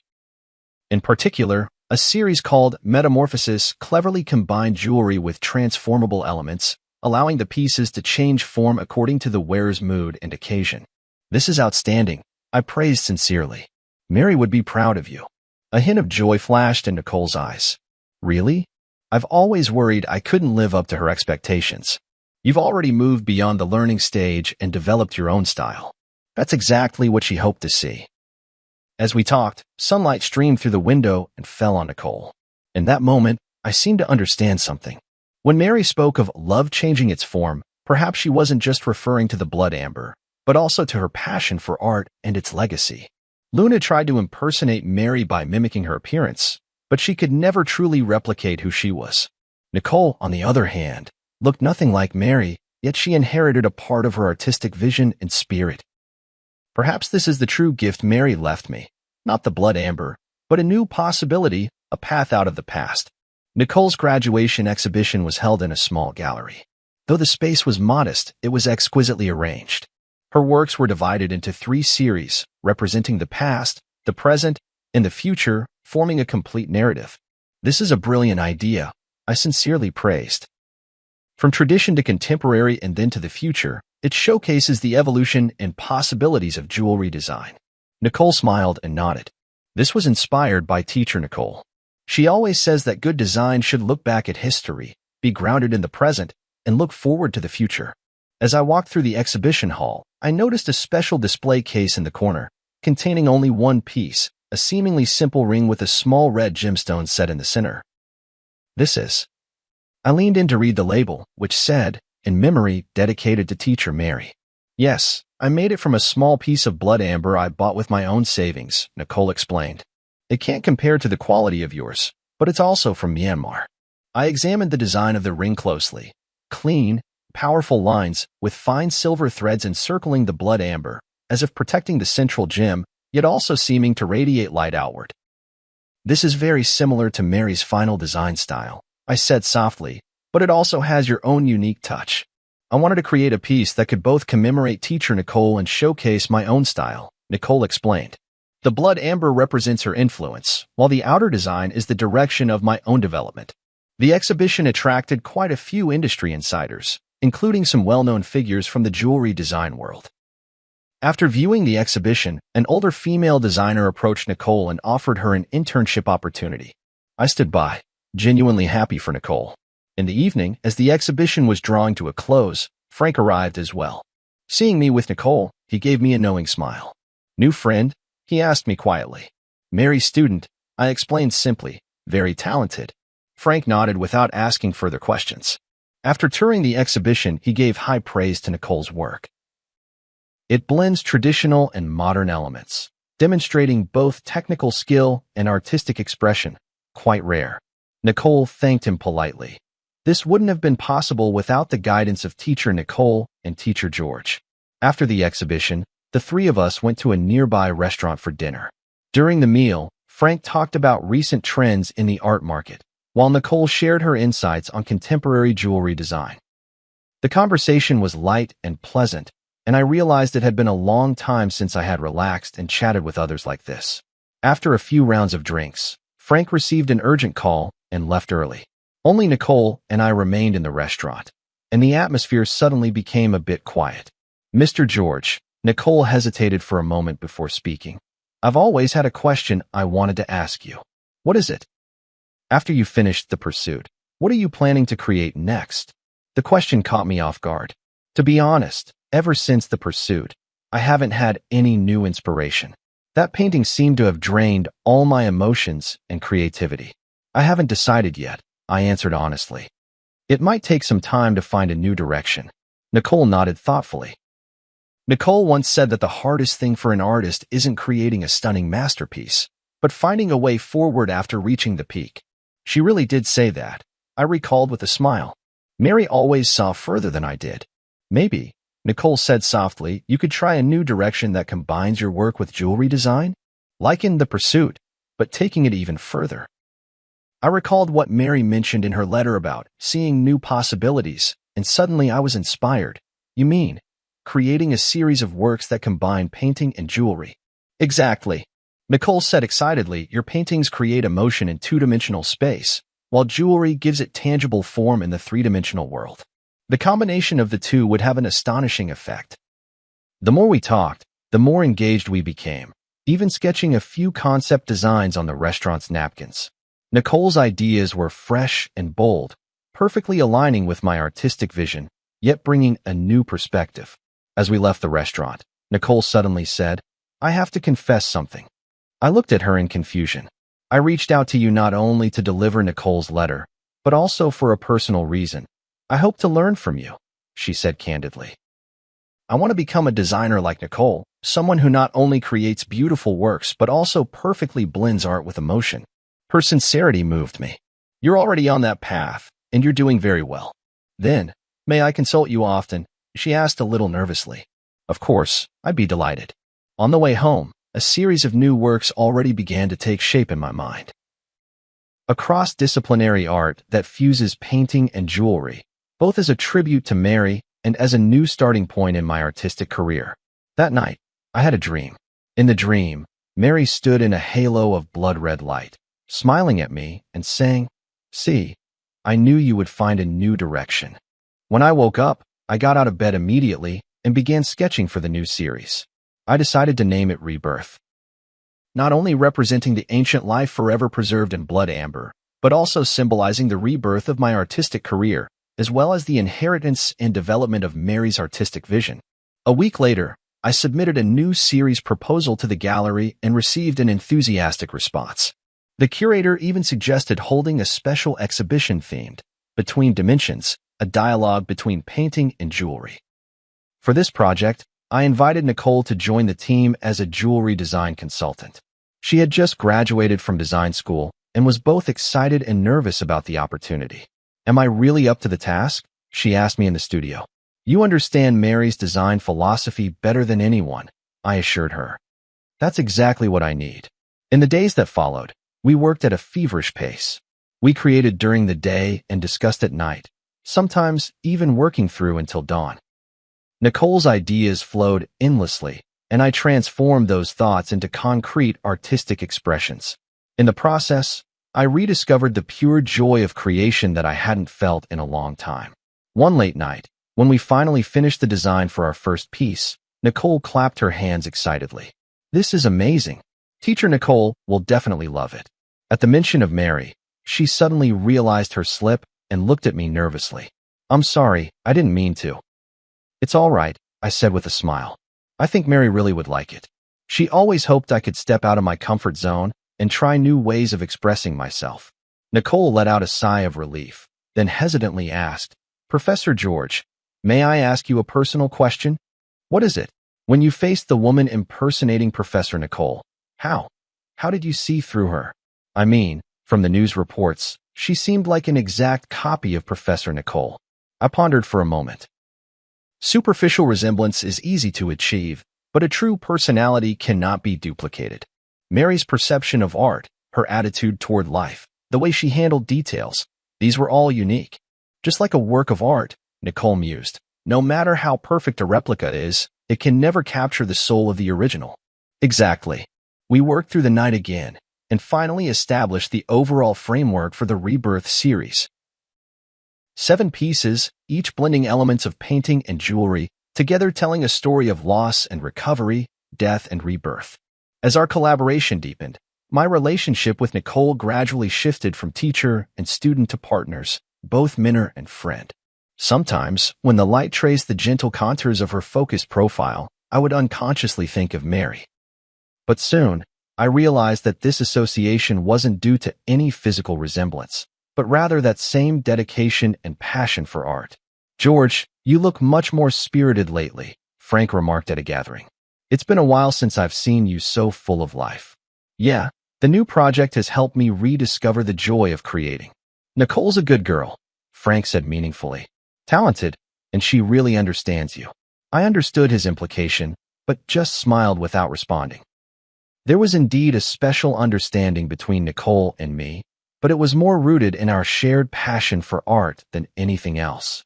At least for now. The creation of the Rebirth series took 3 months, longer than expected, but the results were stunning. Each piece was a perfect fusion of painting and jewelry art, offering both the pleasure of viewing as a flat image and the discovery of 3-dimensional effects brought by the jewelry elements from different angles. A week before the exhibition opened, I received an unexpected visitor, Luna. She had served her sentence and was released early. She looked much more haggard than the last time we met, but her eyes were clearer. "I came to apologize to you in person." She stood at the studio door, her voice low, "for everything I have done." I didn't respond immediately, but simply invited her in to sit down. "I know that an apology can't make up for the loss," she continued, "but I want you to know that I truly regret it."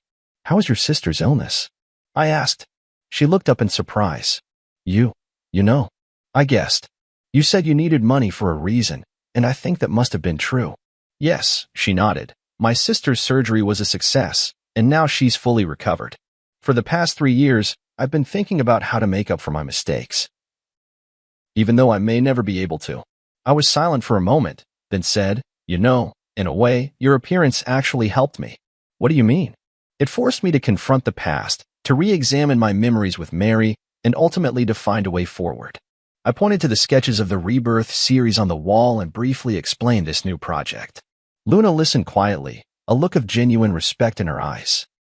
"I'm glad you were able to find a new beginning from that nightmare," she said at last. "I hope I can find my own path to rebirth as well." As she left, she handed me a small package. "These are some simple pieces of jewelry I made in prison. The craftsmanship is rough, but each one represents my remorse and blessings. I hope you can accept them."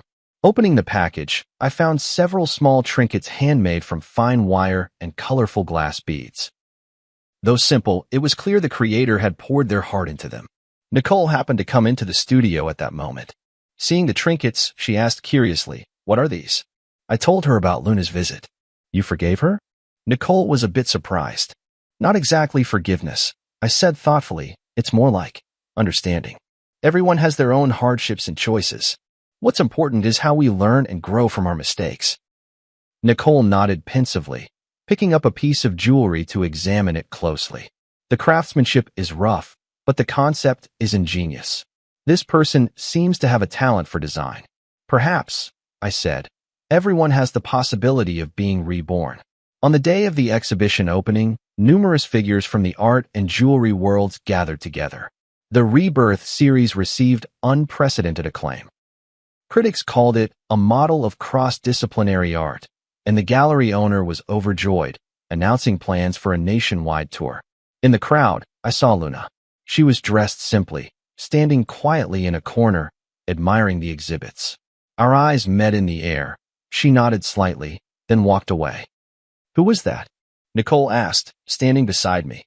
"Someone searching for rebirth," I replied. Nicole seemed to understand and asked no more.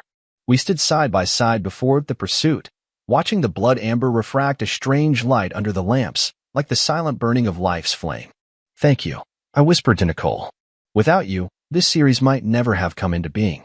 "It was your philosophy that guided us, Teacher Nicole," she replied modestly. "I was just fortunate enough to be the messenger."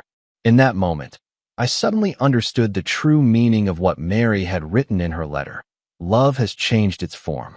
Love exists not only in memory and longing, but also in inheritance and innovation, shining brightly in every spark of artistic creation. And I, at last, had learned how to begin anew after loss, to embrace rebirth while still searching. The success of the exhibition exceeded everyone's expectations. In just 1 month, the Rebirth series was reported on by major media outlets and even attracted the attention of the international art world. A renowned auction house extended an olive branch to me, hoping to include several pieces in their annual highlight auction. "This is an unprecedented opportunity," Frank said excitedly. "If the deal goes through, you'll become a top player in the contemporary art market." I wasn't particularly concerned with commercial success, but I did feel the joy of having my work widely recognized.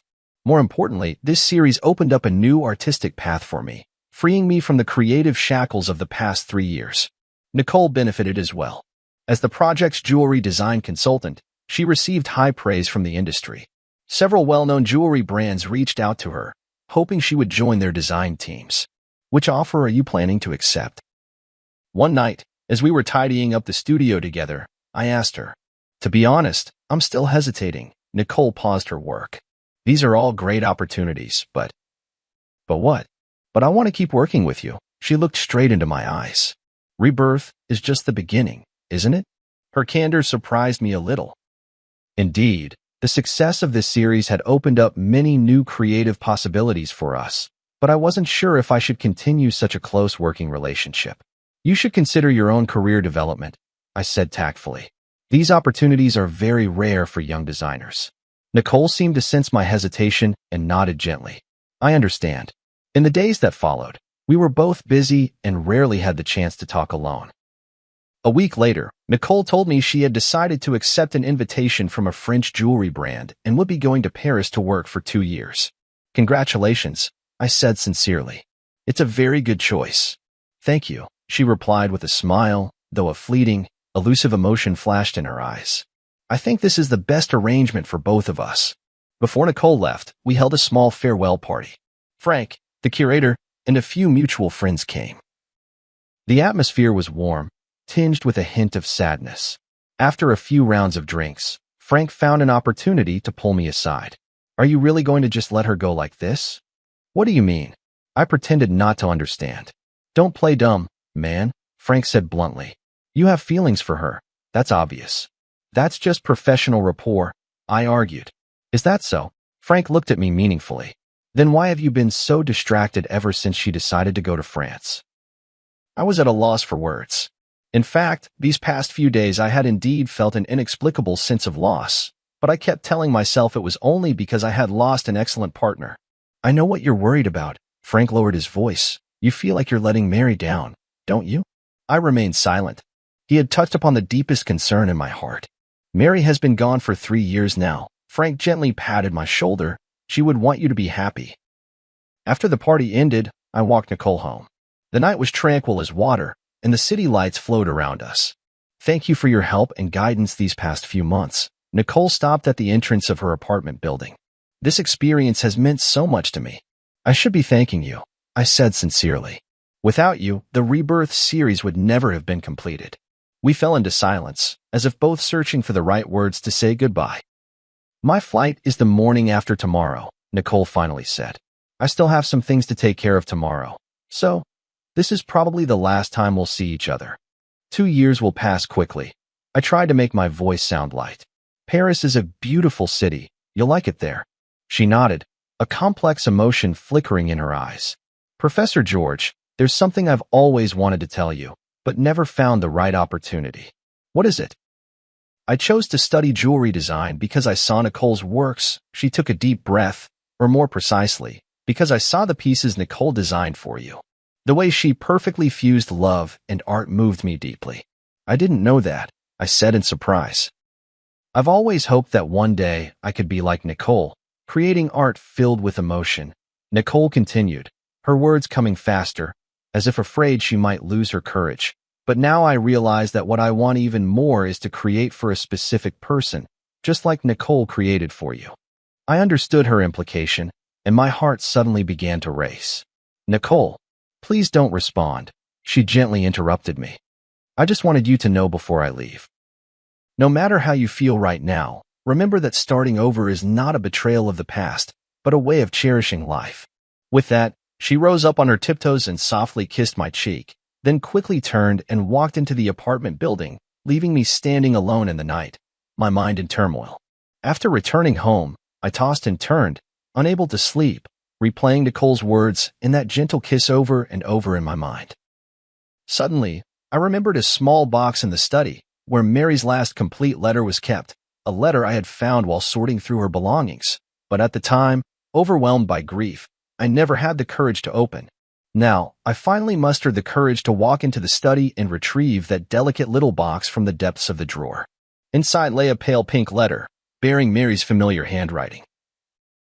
Dearest George, by the time you read this letter, you may find yourself at a crossroads in life, hesitating between moving forward or staying where you are.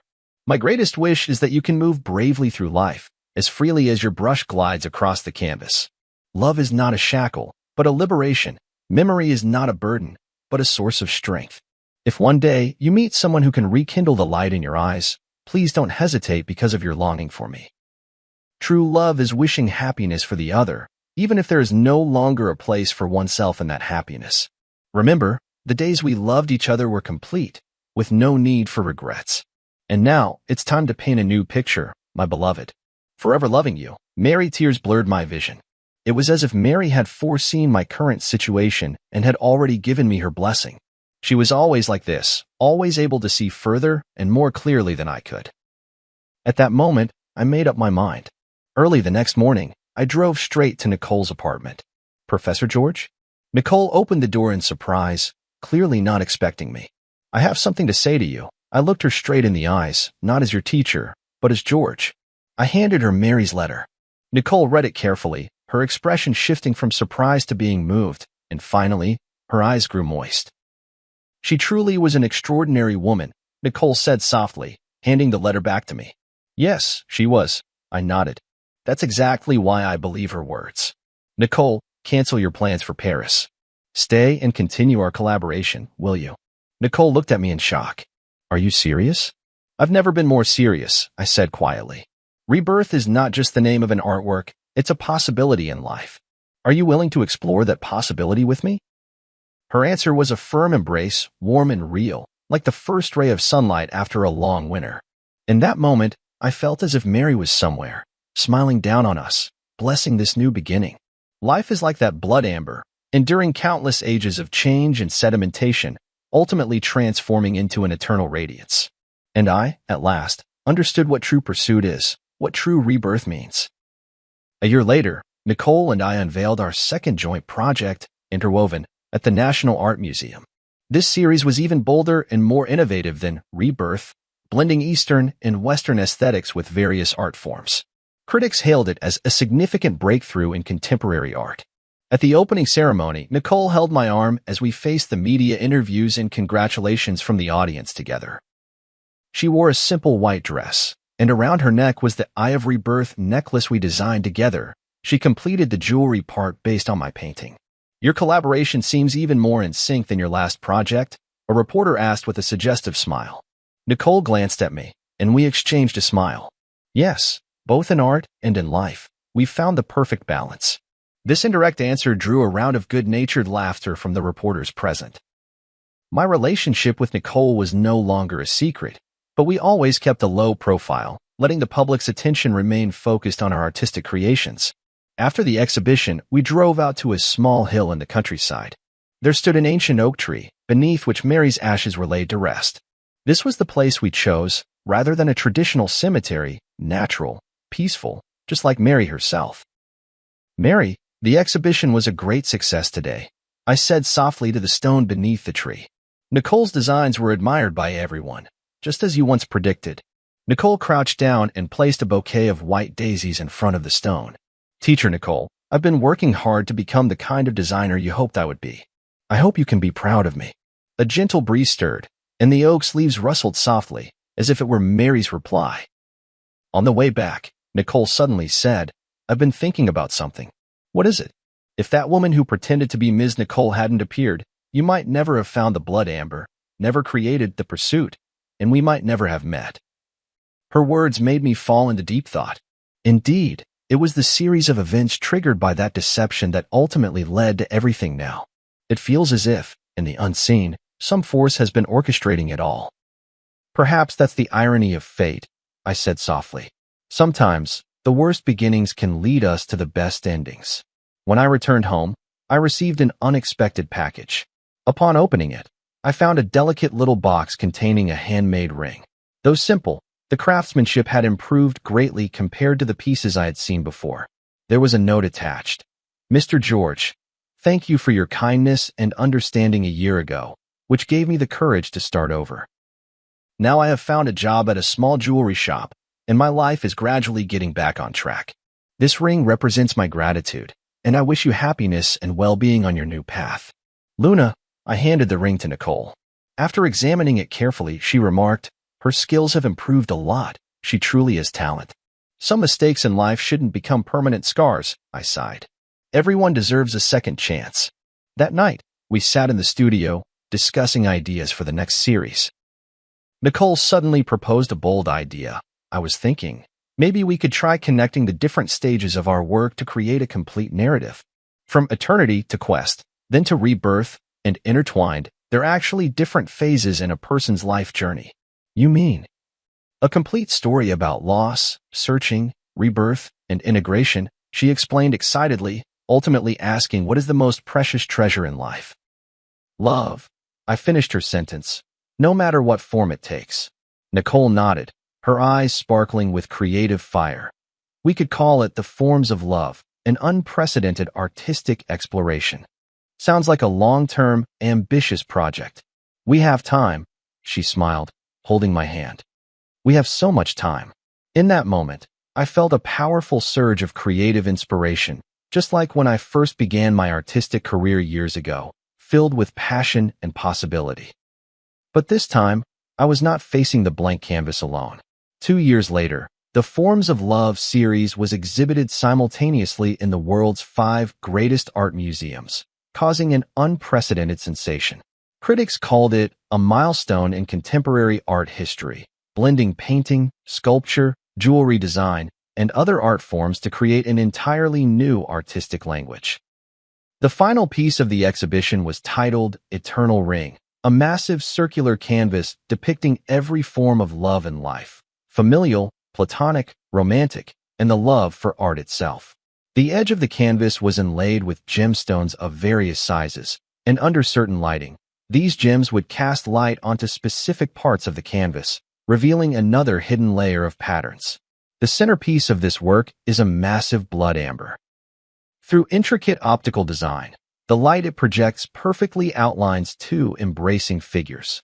One is Mary, the other is Nicole, symbolizing the intersection of past and present, the fusion of memory and rebirth. On the closing day of the exhibition, in front of the Eternal Ring, I knelt on one knee and proposed to Nicole. The ring was crafted from the very blood amber Mary had once prepared for me, designed by my own hand and fashioned by the finest jeweler. This ring carries the memories of the past and the hopes for the future, I whispered softly. Nicole, will you be the eternal ring in my life? Her tears sparkled under the spotlight. I will. Amidst the cheers, I remembered what Mary once said. Love does not disappear. It merely changes its form.